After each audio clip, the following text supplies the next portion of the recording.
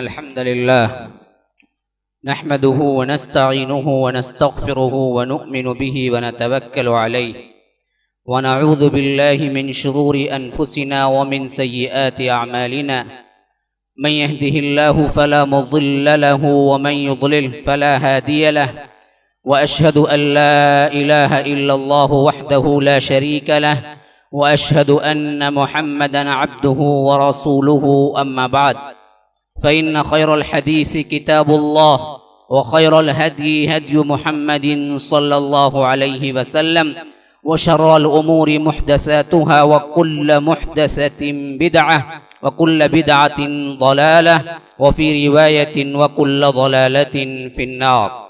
فأعوذ بالله من الشيطان الرجيم. بسم الله الرحمن الرحيم.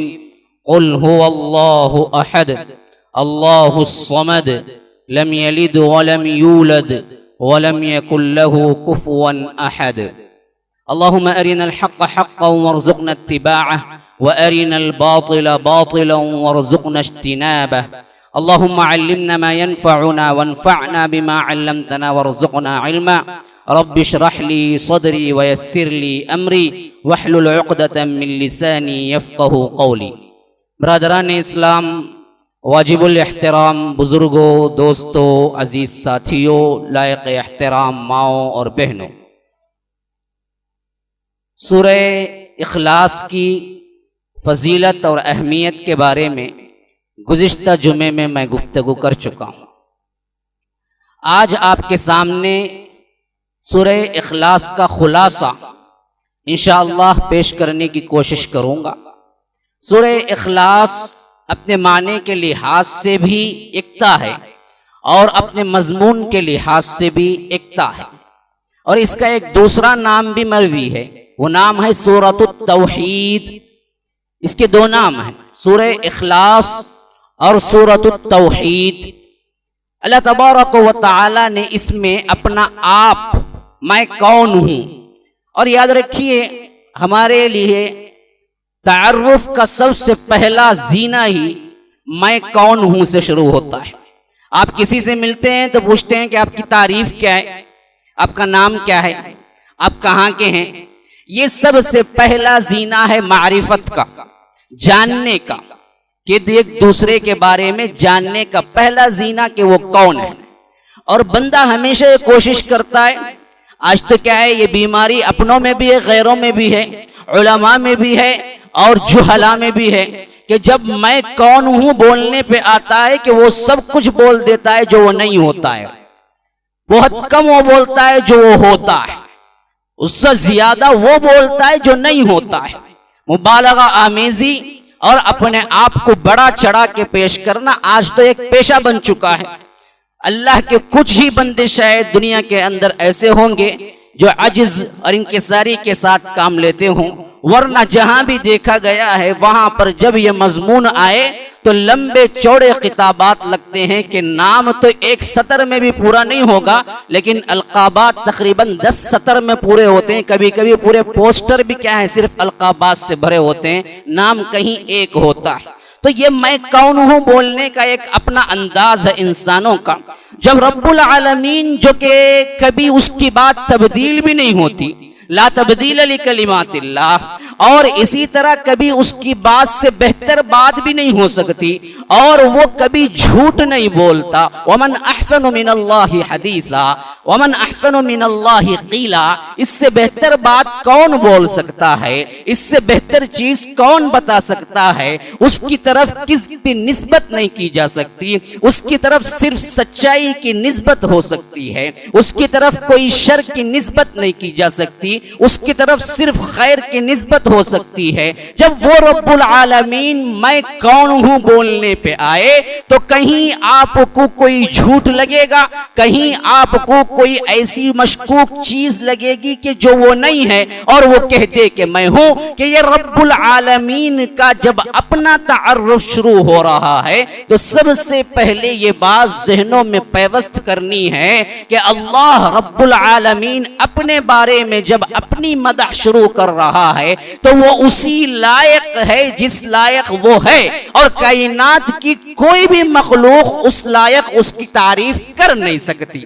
کائنات کی کوئی بھی مخلوق اس لائق اس کی تعریف کر نہیں سکتی، جیسا کہ سورہ لقمان میں فرمایا کہ وَلَوْ أَنَّ مَا فِي الْأَرْضِ مِنْ شَجَرَةٍ أَقْلَامٍ وَالْبَحْرُ يَمُدُّهُ مِنْ بَعْدِهِ سَبْعَةُ أَبْحُرٍ مَا نَفِدَتْ كَلِمَاتُ اللَّهِ۔ اگر اللہ تبارک و تعالی کی تعریف میں، حمد میں، تمجید میں، ثنا میں یہ پورے کائنات کے درخت سیاہ بن کے، یہ پورے کائنات کے درخت قلم بن کے، اور یہ پورے ساتوں بر اعظم کے سمندر سیاہی بن کے لکھنا شروع کر دیں تو کائنات کے 7 سمندر کی سیاہی ختم ہو جائے گی، کائنات کے درختوں کے قلم بن کے جو بنے ہیں وہ ختم ہو جائیں گے، پھر اسی طرح 7 سمندر کی سیاہی لائی جائے، پھر اسی طرح کائنات کے اندر کے تمام شجر کو قلم بنایا جائے، پھر بھی لکھنا شروع کر دے کہ 7 ابحر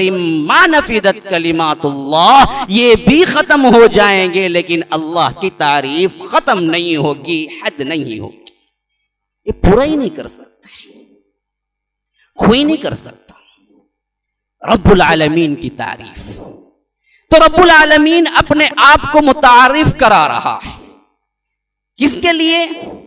ان بندوں کے لیے جو جاننا چاہتے ہیں کہ اس کا خالق کون ہے، مالک کون ہے، تمہیں کس نے بھیجا ہے، کیوں بھیجا ہے، تمہیں کس نے پیدا کیا ہے، کیوں پیدا کیا ہے۔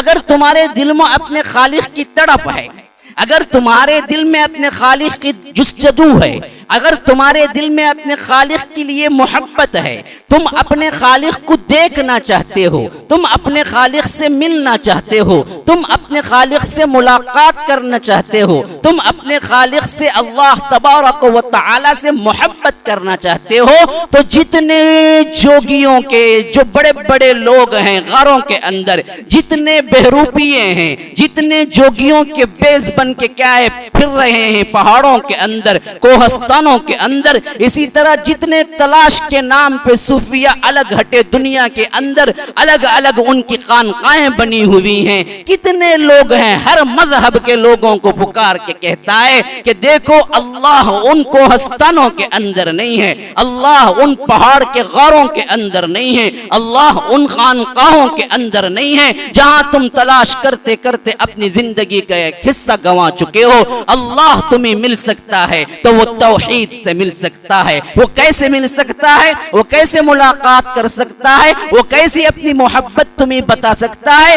کہ تم اللہ کے اس فرمان کے تحت آ جاؤ کہ کہو اے محمد صلی اللہ علیہ وسلم قل هو اللہ احد، ہوا یہاں ضمیر شان ہے، وہی اللہ ہے، اللہ ہی احد ہے۔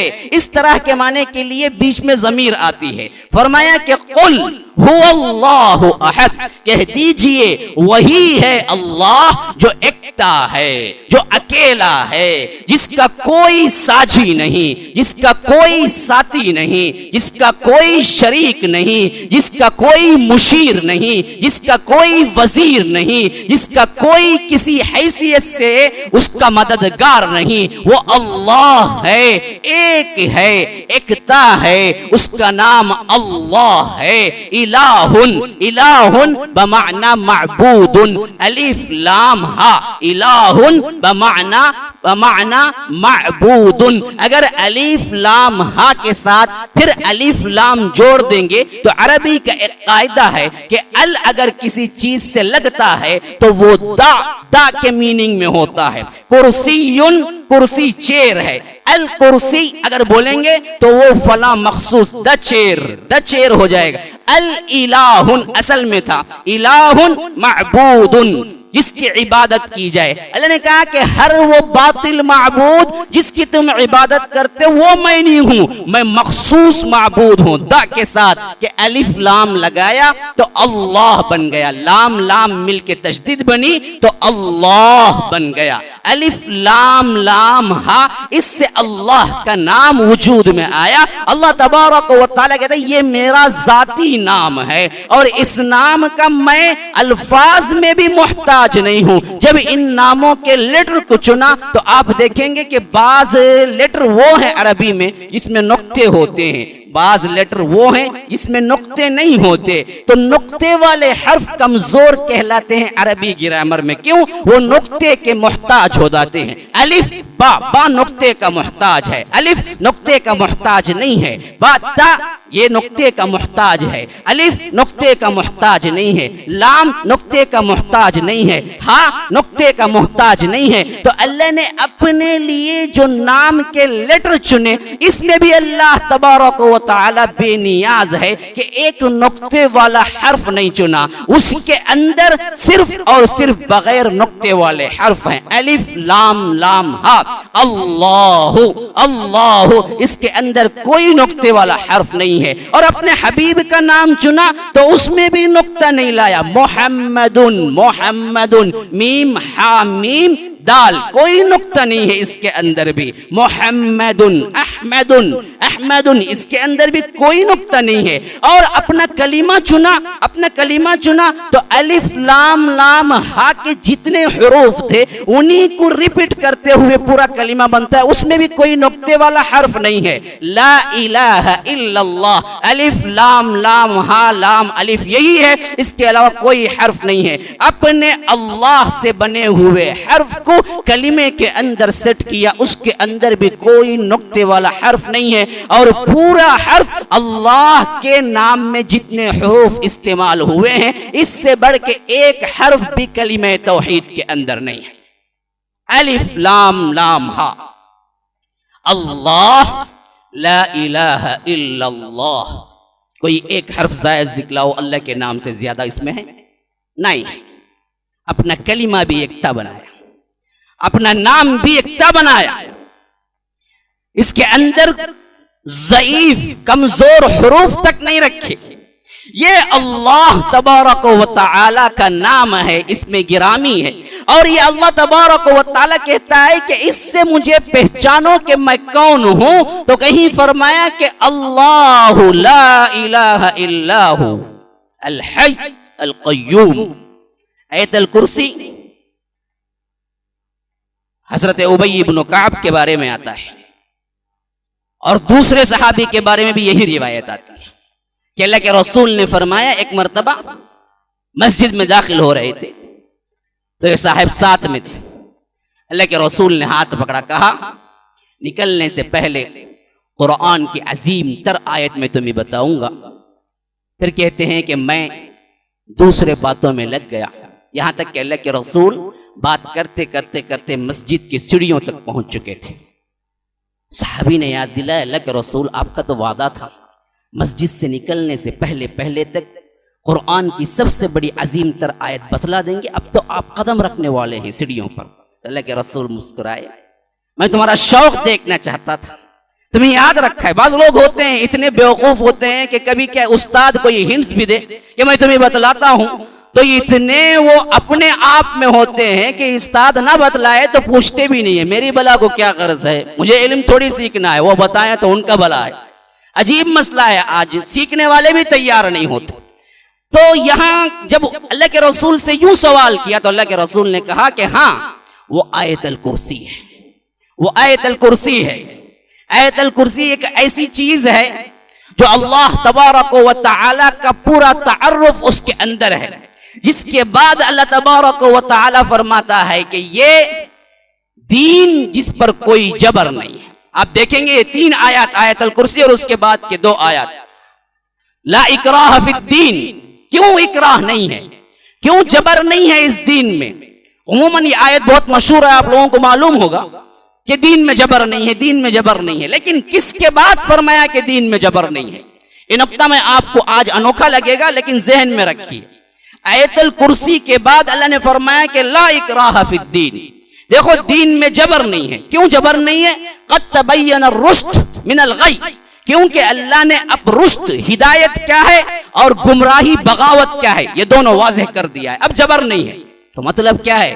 ہدایت اور بغاوت، گمراہی اور ہدایت، یہ دونوں بیان کرنے کے بعد کہہ دیا کہ اب اتنا سادہ سیدھا دین صاف شفاف تمہارے سامنے ہے، اب جبر نہیں ہے، چاہو تو اس کو قبول کرو، چاہو تو اس کو رد کرو. تو یہ صاف شفاف دین کس آیت میں پیش ہوا؟ یہی آیت الکرسی ہے.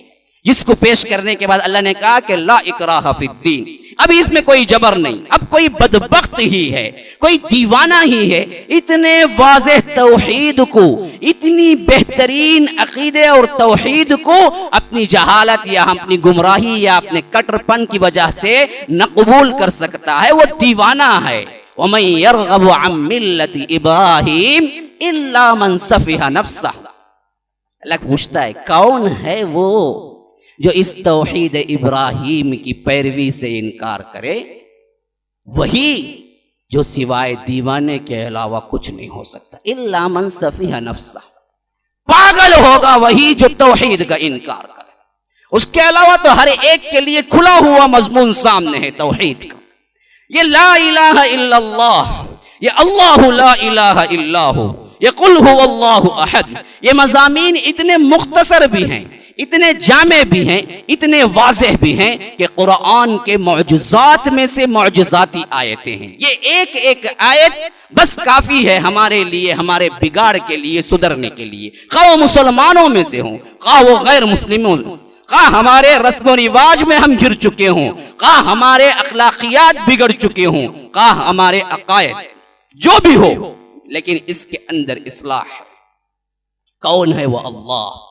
فرمایا اللہ لا الہ الا ہو، وہ معبود برحق جس کے علاوہ کوئی عبادت کے لائق نہیں۔ کون ہے وہ اللہ؟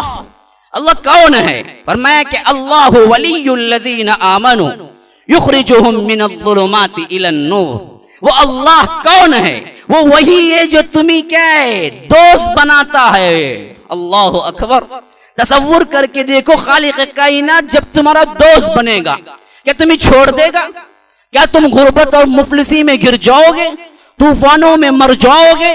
بارش تمہاری نیست و نابود کر دے گی؟ زلزلے تمہیں آلیں گے؟ نہیں نہیں نہیں، جہاں بھی اللہ کا دوست ہے وہاں تو مصائب و آلام نہیں آتے ہیں، جب آتے ہیں تو ہم اللہ کے دوستی کے لائق ٹھہرے نہیں ہیں۔ میں انشاءاللہ گفتگو پہ آؤں گا جب موقع ملے گا کہ آج کے حالات میں اور اخلاص میں سمجھنے کی چیزیں کیا ہیں، عصر حاضر اور اخلاص کے موضوع پر بھی آؤں گا، لیکن پہلے میں الفاظ کا جامع آپ کے سامنے ایک خاکہ پیش کر دینا چاہتا ہوں کہ اللہ کون ہے۔ اللہ ولی الذین آمنوا، اللہ ولی ہے، اللہ دوست ہے ان لوگوں کا جو ایمان لاتے ہیں۔ یخرجہم من الظلمات الی النور، وہ نکالتا ہے اندھیریوں سے انہیں، تاریکیوں سے انہیں، ضلالتوں سے انہیں، گمراہیوں سے انہیں کس کی طرف لے جاتا ہے؟ روشنی کی طرف لے جاتا ہے، نور کی طرف لے جاتا ہے، اللہ رب العالمین کے صراط مستقیم کی طرف لے جاتا ہے۔ وہ اللہ کون ہے؟ اللہ الذی خلق السماوات والارض، وہ اللہ کون ہے جس نے آسمانوں اور زمین کو پیدا کیا؟ اللہ کون ہے؟ اللہ الذی جعل الارض قرارا، کہ اللہ کون ہے جس نے بنایا زمین کو قرار رہنے کا مکان؟ وہ اللہ کون ہے؟ اللہ الذی لا الہ الا ہو لہ الاسماء الحسنى، وہ اللہ کون ہے جس کے علاوہ کوئی معبود برحق نہیں ہے؟ وہ کون ہے؟ اس کے لیے زبردست بہترین حسن جامع اسماء الحسنى بکھرے ہوئے ہیں، اس کے لیے کیا ہیں؟ اچھے نام بکھرے ہوئے ہیں۔ وہ اللہ کون ہے؟ وَهُوَ الَّذِي فِي السَّمَاءِ إِلَٰهٌ وَفِي الْأَرْضِ إِلَٰهٌ، وہی آسمانوں کا بھی رب ہے، وہی آسمانوں کا بھی بادشاہ ہے، وہی زمین کا بھی بادشاہ ہے، زمین میں بھی وہی حاکم ہے، آسمان میں بھی وہی حاکم ہے۔ آج جھنڈے کی حکومت، آج بنڈے کی حکومت، آج تمہیں منسٹر کی حکومت، آج تمہیں پارٹی کی حکومت، آج تمہیں انسان کی حکومت نظر آ رہی ہے، لیکن یہ سب دھوکہ ہے، مچھر کا پر ہے، یہ مکھڑی کا جالا ہے، یہ کچھ نہیں ہے۔ اللہ یوں صاف کرے تو اللہ کی حکومت نظر آئے گی، اللہ تبارک و تعالی کی حاکمیت نظر آئے گی، اللہ تبارک و تعالی کی خلاقیت نظر آئے گی۔ وہ اللہ کون ہے؟ لمن الملک اليوم، لمن الملک اليوم للہ الواحد القہار. آج کس کا دن ہے؟ آج کس کی بادشاہت کا دن ہے؟ آج کس کی ملکیت کا دن ہے؟ آج کس کی حاکمیت کا دن ہے؟ للہ الواحد القہار. وہ اللہ ایکتا واحد القہار، اس کی قہاریت کے ساتھ، اس کی جباریت کے ساتھ یہاں پر وہ موجود ہے. وہ حشر کے میدان میں پکار لگائے گا. اسی طرح وہ اللہ کون ہے؟ غافر الذنب وقابل التوب شدید العقاب ذی الطول لا الہ الا ہو الیہ المصیر. وہ اللہ کون ہے؟ غافر الذنب وقابل التوب شدید العقاب ذی الطول لا الہ الا ہو الیہ المصیر. وہ اللہ کون ہے؟ غافر الذنب، گناہوں کی مغفرت کرنے والا ہے. اس کے علاوہ کوئی تمہارے گناہوں کی مغفرت نہیں کر سکتا، کوئی بادشاہ نہیں کر سکتا، کوئی ہفت اقلیم کا بادشاہ وہ نہیں کر سکتا، کوئی تمہارا محبوب نہیں کر سکتا، کوئی تمہارا پیسہ ہو نہیں کر سکتا، تمہارے پاس فوج ہو نہیں کر سکتی.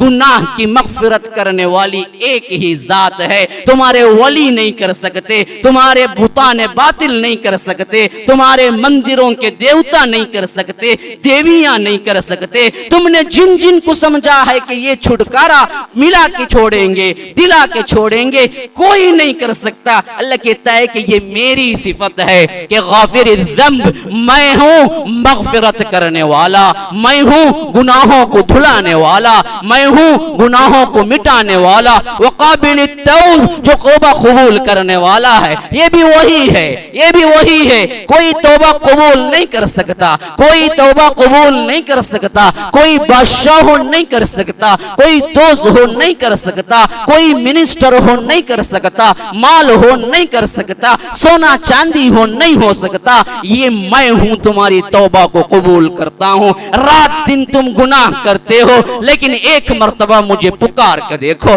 ایک مرتبہ مجھے یا اللہ کہہ کے دیکھو. ایک ہی مرتبہ میں تمہارے پاس آتا ہوں یا نہیں آتا ہوں. ایک ہی مرتبہ میں تمہارے سارے گناہ، جو سارے زندگیوں کے 50 سالہ گناہ ہیں، کسی کے 60 سالہ گناہ ہیں، کسی کے 70 سالہ گناہ ہیں، تم کہو یا اللہ استغفر اللہ، پھر دیکھو میں معاف کرتا ہوں یا نہیں. قابل التوب. لیکن ان دو صفات کے ساتھ میں وہی ہوں، میں وہی ہوں. کیا؟ شدید العقاب ذی الطول، کہ پکڑنے پہ آتا ہوں تو سخت ترین پکڑ ہے. میری پکڑ سے فرعون نہیں بچ سکتا، میری پکڑ سے ہارون قامان نہیں بچ سکتا، میری پکڑ سے حامان نہیں بچ سکتا، میری پکڑ سے نمرود نہیں بچ سکتا. جتنے بڑے بڑے ہو سکتے تھے وہ ہو کے چلے گئے. اس سے بڑھ کے اب آنے والے نہیں ہے کوئی. پھر فرعون پیدا ہونے والا نہیں ہے، پھر حامان پیدا ہونے والا نہیں ہے، پھر قارون پیدا ہونے والا نہیں ہے. جتنے بڑے ہو سکتے تھے وہ آ کے چلے گئے. یہ بش کیا ہے، یہ کلنٹن کیا ہے، یہ فلاں کیا ہے، وہ فلاں کیا، یہ سب جھنڈے کی گاڑیاں ہیں، یہ ووٹنگ کے بادشاہ ہیں. جاؤ بادشاہت دیکھنا ہو فرعون کی دیکھو، فرعون کی دیکھو. اور تمہاری مالداری دیکھنا ہو قارون کو دیکھو، قارون کو دیکھو جس نے اس دنیا میں جنت بنائی تھی. وہی جنت جس کا ذکر اللہ تبارک و تعالی آخرت میں کرتا ہے. جاؤ اس کے مال کو دیکھو جس کے خزانے کی کنجیاں ایک بہت بڑی قوم، ایک بہت بڑی قوم لتنوء بالعصبۃ اولی القوہ، کہ بہت بڑی قوت والی قوم اس کی چابیاں خزانے کی اٹھاتی تھی. خزانہ کتنا بڑا ہوگا؟ خزانہ مراد نہیں ہے. اللہ نے کہا کہ خزانے کی چابیاں اٹھانے کے لیے اس کی ایک بہت بڑی قوم ہوتی تھی. لتنوء بالعصبۃ اولی القوہ. جاؤ تم مالداری میں کہاں مقابلہ کر سکتے ہو ہارون؟ یہ قامان کا، حامان کا، اسی طرح قارون کا مالداری میں نہیں کر سکتے. بادشاہت میں کہاں کر سکتے ہو نمرود جس نے کیا ہے سب کچھ آگ بنا کے آج بتاؤ جتنا بھی بڑا کیوں نہ ہو چھپا کے کسی کو مار سکتا ہے. کوئی منسٹر ہو، کوئی وزیر اعظم ہو، وہ چھپا کے مار سکتا ہے، لیکن علل اعلان آگ دہکا کے کسی کو مارنے کی جرات رکھتا ہے کوئی حاکم؟ آج پبلک انوسینٹ جاہل نہیں، پبلک کے اندر وقار ہے، پبلک پوچھ سکتی ہے، ہر جگہ پبلک کی آواز اٹھتی ہے. اس زمانے میں پبلک خاموش، ان کے زبانوں پہ تالا لگایا گیا تھا، وہ کچھ بات نہیں کر سکتے تھے حکمرانوں کے پاس. پورا الاؤ تیار کر کے ابراہیم کو ڈال دیا، پوچھنے والا کوئی بندہ نہیں. وہاں کی حاکمیت کے مقابلے کے یہاں کے حکمراں کیا ہے؟ مکڑی کا جالا ہے، کوئی حیثیت نہیں ہے. یہ تو ووٹنگ کے بل بوتے پہ آتے ہیں. وہاں کہاں ووٹنگ، وہ تو نسلی بادشاہت سے آتے تھے. لیکن ان سب کو پکڑنے پہ آیا تو کیسے پکڑا، کیسے پکڑا، کیسے پکڑا؟ حیران ہے. اللہ تبارک و تعالی کی پکڑ سخت ہے. جہاں رحیم ہے، جہاں تواب ہے، وہاں پکڑنے پہ آتا ہے تو ایسے پکڑتا ہے، پھر ایک لمحہ اوپر نیچے نہیں. وَكَذَلِكَ أَخْذُ رَبِّكَ إِذَا أَخَذَ الْقُرَى وَهِيَ ظَالِمَةٌ إِنَّ أَخْذَهُ أَلِيمٌ شَدِيدٌ. جب ہم پکڑنے پہ آتے ہیں، پکڑنے پہ آتے ہیں، وَكَذَلِكَ أَخْذُ رَبِّكَ، تیرے رب کی پکڑ. اذا اخذ القرى وهي ظالمہ، بستیوں کو جب وہ پکڑتا ہے تو وہ ظالم ہوتی ہے. معصوم بستیوں کو اللہ پکڑتا نہیں، وہ اس کی کبریا کے لائق نہیں، وہ اس کی تکبیر کے لائق نہیں، یہ اس کے حمد کے لائق نہیں، یہ اس کی جباریت کے لائق نہیں، یہ اس کی جباریت و قہاریت کے لائق نہیں. چنئی کو پکڑا تو کیوں پکڑا؟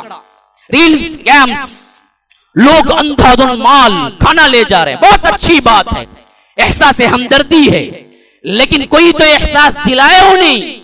پکڑ کیوں آئی؟ پکڑ کیوں آئی؟ ڈوبے کیوں؟ نیست و نابود کیوں ہوا؟ وہ چنئی جو کبھی فقر سے سر بلند کرتا تھا، جہاں پر کوئی مصائب و آلام کے شائبے نظر نہیں آتے تھے. 15 سالہ مدت 2000 سے 2015 کتنی بلائیں، کتنے آلام میں گرفتار ہوا.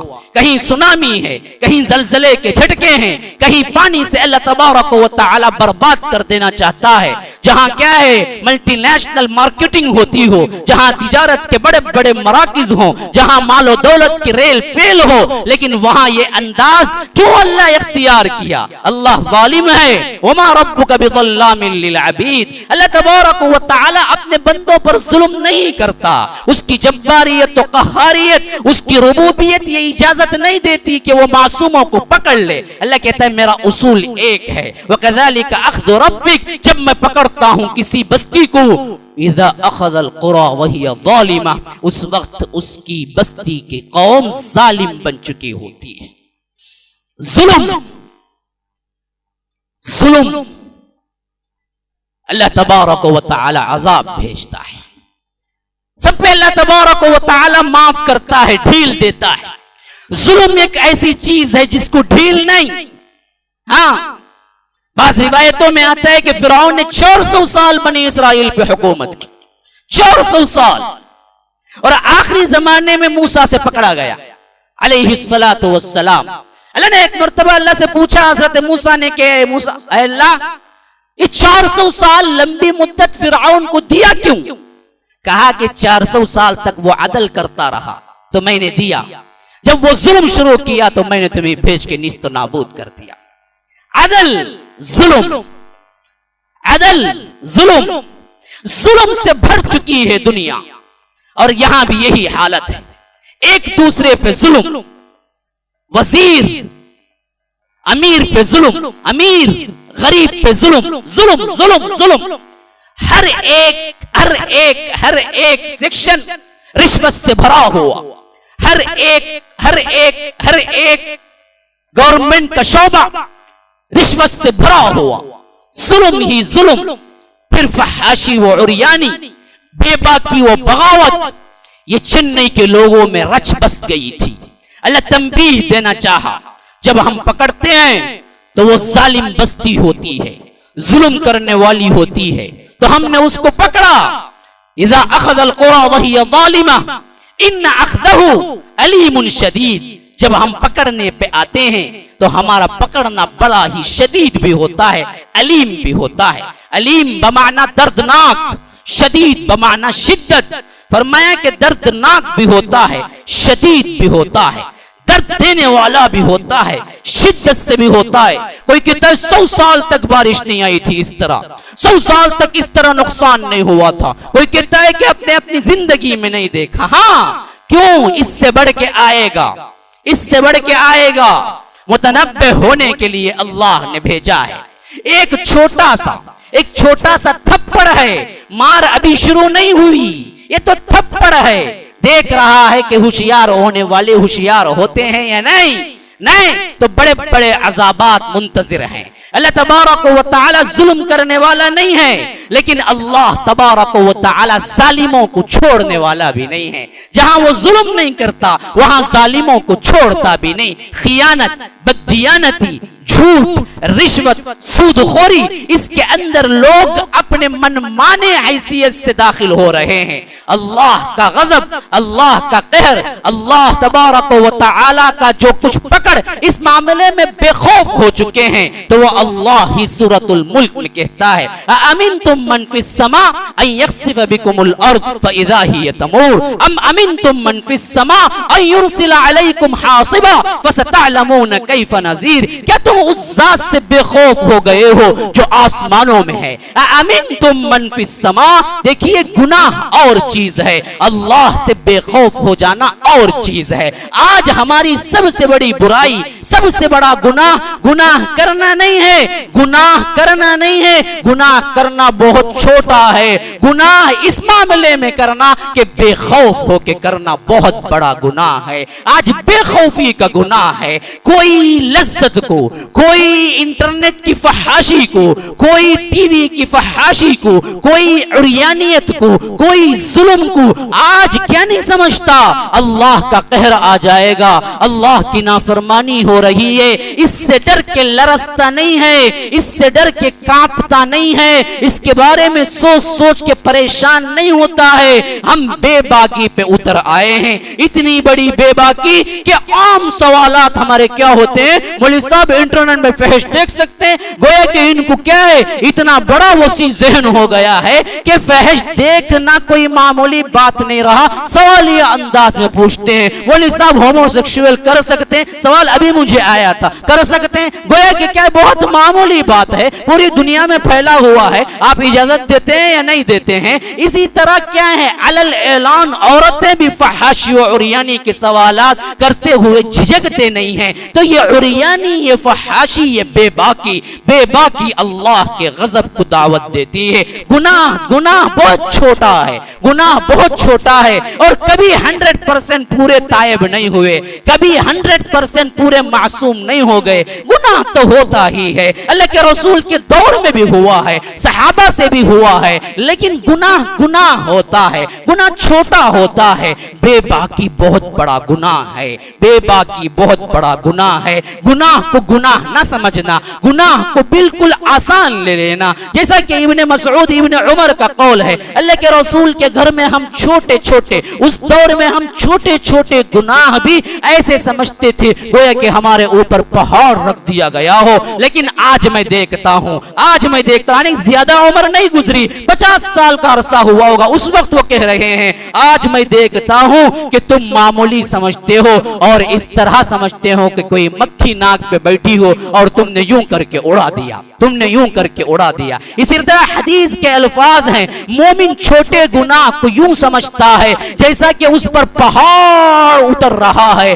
اور منافق گناہ کو یوں سمجھتا ہے جیسے کہ ناک پہ مکھی بیٹھی ہو، ہاتھ سے یوں کیا اڑا دیا۔ تو یہ ہمارے گناہ ہیں جو ہم بے باکی سے کر رہے ہیں۔ تو اللہ رب العالمین پوچھتا ہے اَأَمِنْتُمْ مَنْ فِي السَّمَاءِ، کیا اس آسمان میں رہنے والے ذات سے تم بے خوف ہو گئے؟ أَن يَخْسِفَ بِكُمُ الْأَرْضُ، ہم چاہیں تو تمہیں سب لے کے زمین کے اندر دھسا دیں، چنئی کا نام و نشان مٹ جائے، کہاں تھی پتہ نہیں میپ میں، چاہے تو کر سکتے ہیں۔ بے خوف نہ ہونا، ہاں بے خوف نہ ہونا، گناہ چھوٹا ہے، بے خوف ہو کے گناہ کرنا بڑا ہے۔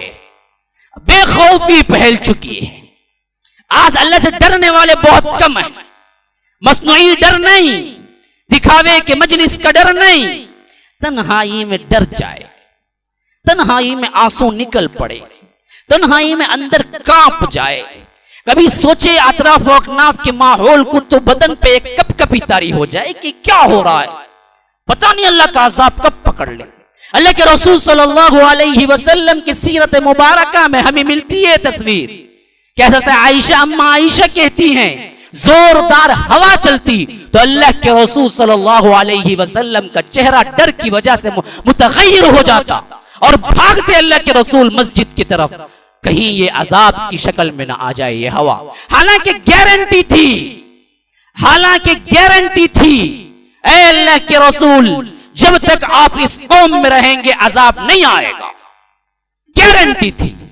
وما کان اللہ لیعذبہم وانت فیہم، اے اللہ کے رسول جب تک آپ رہیں گے ہمارا ایک کام نہیں کہ ہم اس قوم کو عذاب دیں۔ اللہ کے رسول رحمت تھے، اللہ کے عذاب کے لیے سب سے بڑی رکاوٹ تھے۔ جس قوم میں جب رسول ہوتا ہے تو اس قوم کو اللہ ہلاک نہیں کرتا، پھر بھی اللہ کے رسول امت کو یہ سبق دے رہے تھے۔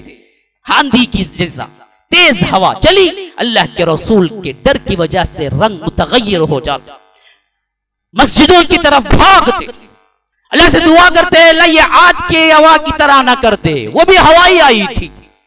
قوم عاد نے دیکھا کہ یہ تو بڑی اچھی ہوا ہے، پھر اس کے بعد بادل جم گیا تھا، انہوں نے کہا کہ ارے واہ بہت خاص سالی ہے، اب تو کیا بارش پڑ کے لہلاتے کھیت بن جائیں گے۔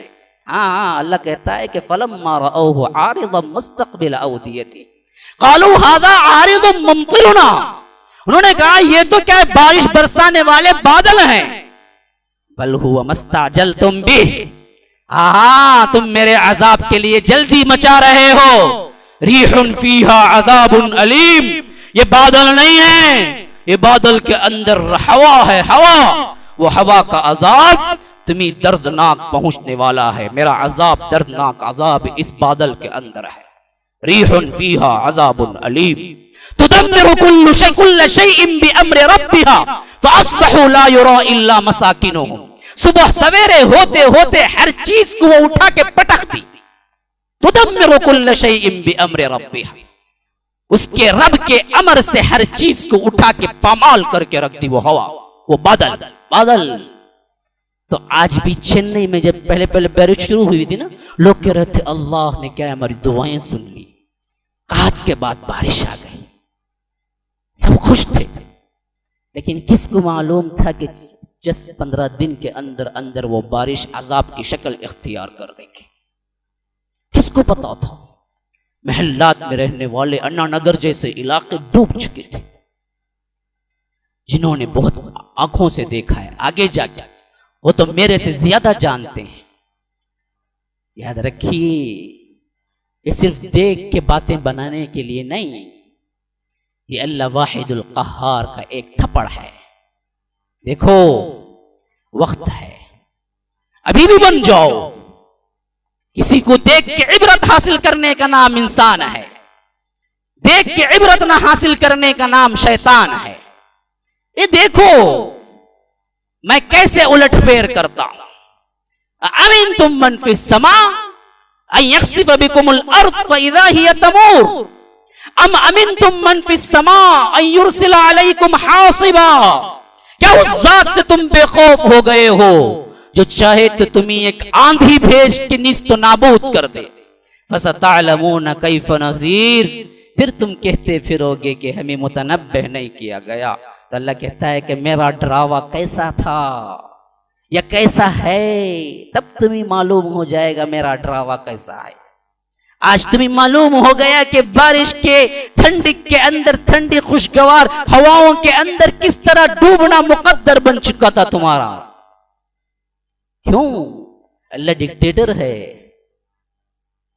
معمولی غریب انسانوں کو مار کے خوش ہوتا ہے۔ نعوذ باللہ ثم نعوذ باللہ۔ تو عقل مند سوچنے کے لائق نہیں ہے کہ پھر کیوں ہوا۔ ہم تو سنتے تھے فلاں ہوتا ہے، ملیشیا میں ہوا تھا، چین میں ہوا تھا، امریکہ میں ہوا تھا۔ ارے بھائیو وہ چھوڑو، اب تو یہاں چنئی میں ہوا ہے، کم از کم اب تو عقل پکڑو، اب تو سوچو پاس کے علاقے میں ہوا ہے، کیوں ہوا؟ کیوں ہوا؟ کوئی یہ نہیں کہتا ہو گیا، ارے بھائی ہو گیا چھوڑ دو، وہ تمہارے اختیار میں تھا ہی نہیں، یہ تو سوچو کیوں ہوا، یہ احساس دلاؤ لوگوں کو، وہاں جاتے ہو تو وہاں کہو کیوں ہوا یہ سب تمہارے ساتھ، ظالم بن چکے تھے، تم نے انسانیت کو بھی ظلم دیا، اللہ سے وہ ظلم کیا، ہمارے اندر عریانی فحاشی آ چکی، بددیانتی جھوٹ کذب آ چکا، ایک دوسرے پہ ظلم، لمحے کے لیے بھی اگر کوئی قبضہ مل جائے تو ظلم کرنے سے ہم امت چوکتے نہیں دیکھتے کہ یہ ظلم ہے، رکنا ہے، لمحے کے لیے بھی کسی پہ پاور مل جائے، کوئی اتفاقی ہی کوئی چیز نصیب ہو جائے، ظلم کرنے سے چوکتے نہیں۔ تو ایسے ظالم قوم کو اللہ تبارک و تعالی پکڑے تو پھر نہ کیا اور کیا کرے؟ اللہ، یہ اللہ کون ہے؟ میں نے مناسب عصر حاضر کی باتیں اس سے جوڑ دوں، میں نے صرف اللہ کون ہے پہ ابھی گفتگو کر رہا ہوں، وقت مجھے اجازت نہیں دیتا، میں انشاءاللہ اگلی مجلس میں رکھوں گا بعض باتیں، لیکن یاد رکھیے یہ جو چیز ہوئی ہے اس سے اللہ کے لیے، اللہ نے جس کو سوچ دی ہے 5 منٹ کے لیے ضرور سوچ، اللہ اپنے بندوں پر ظالم نہیں ہے، اللہ تبارک و تعالی ڈکٹیٹر نہیں ہے، اللہ ظلم کر کے خوش نہیں ہوتا ہے، اللہ رحمان الرحیم ہے، 70 ماؤں سے زیادہ بڑھ کے رحم کرتا ہے، پھر ان غریب عوام کو ڈوبنے اور مالداروں کو غریب بنانے میں اللہ کو کیا لذت ہے؟ نعوذ باللہ، اللہ کو کیا خوشی ہے؟ نعوذ باللہ، نہیں، اللہ کی طرف شر کی نسبت نہیں، شر ہم میں ہے، برائی ہم میں ہے، ہم ظالم بن چکے تھے، یہ چیز چند علاقوں میں آج نہیں ہے، اللہ نے بچایا ہے، ٹرپلیکین، رائے پیٹا، اس جیسے بہت سے علاقے آج بچے، پتہ نہیں پھر بارش شروع ہوئی تو یہ بھی اندر آ جائے، اللہ کے عذاب سے پناہ مانگیں، اپنی زندگی کے اندر انقلاب لائیں، فحش کو چھوڑیں، یہ اللہ تبارک و تعالی کو غصہ دلانے والی چیز ہے، اللہ نے جہاں شرکیہ اقوام کو غارت کیا، نوح کی قوم شرک میں تھی، غارت کیا، لیکن لوط کی قوم فحش میں تھی، غارت کیا، فحش کو بھی عذاب آتا ہے، عریانی، انٹرنیٹ کی فحاشی آج ہمارے نوجوانوں میں عام ہو چکی ہے، گانا، میوزک، اور اپنے آپ میں کیا ہے، ٹی وی سیریل، اور اسی طرح کیا ہے، لہو، بیکار کے کام، بیکار کی باتیں، اللہ کے ذکر سے دل خالی، یہ دراصل اللہ کے غصے کو دعوت دینے والے ہیں۔ اپنی زندگی میں اعمال بہتر کر کے سدھرائیے، اپنی زندگی کو تبدیل کیجئے، اللہ تبارک و تعالی ہمیں اس کے عذابات سے بچائے۔ اللہ کے رسول صلی اللہ علیہ وسلم سے یہ دعا منقول ہے کہ اللہم لا تقتلنا بغضبک، بڑی پیاری دعا ہے، ایسے موقع پر کرتے رہنا چاہیے۔ اللہم لا تقتلنا بغضبک ولا تہلکنا بعذابک وعافنا قبل ذالک، 3 جملے، 3 بھی بڑے بامانی جملے، فرمایا کہ اللہم لا تقتلنا بغضبک، اے اللہ ہمیں تیرے غضب سے ہلاک نہ کرتا، کیوں اچھے لوگ بھی جس طرح آپ گھیوں کے ساتھ گھن بھی پس جاتا ہے، اسی طرح جب عذاب آتا ہے تو ہما شما کا کوئی حساب نہیں، پس جائیں گے، کہ نمازی ہی کیوں نہ ہو، عبادت گزاری کیوں نہ ہو، کیوں؟ شجرہ کے شجرہ بگڑا ہوا ہے، 90% بگڑے ہیں تو 10% کا کیا حساب ہوگا؟ یہاں 99% بگڑے ہوئے ہیں، 1% کا کیا حساب ہوگا؟ تو دعا ہی ہمیں بچا سکتی ہے، لا تقتلنا بغضبک، اے اللہ تیرے غضب سے ہمیں ہلاک نہ کرتے، ولا تہلکنا بعذابک، تیرے عذاب سے ہمیں ہلاک نہ کرتے، وعافنا قبل ذالک، اگر بھیجنا ہی مقصود مقدر ہو چکا ہے تو اے اللہ اس سے پہلے ہمیں عافیت دے دے، اپنے پاس بلا لے یا عافیت کی جگہ پہ پہنچا دے۔ بڑی پیاری دعا ہے، اللہ تعالیٰ اس دعا کے ساتھ ہمیں قبول فرمائے۔ میں اس مجلس کو ختم کرتا ہوں۔ هذا وبالله التوفيق، صلى الله وسلم على نبينا محمد، أسأل الله لي ولكم ولسائر المسلمين من كل ذنب فاستغفروه إنه هو الغفور الرحيم۔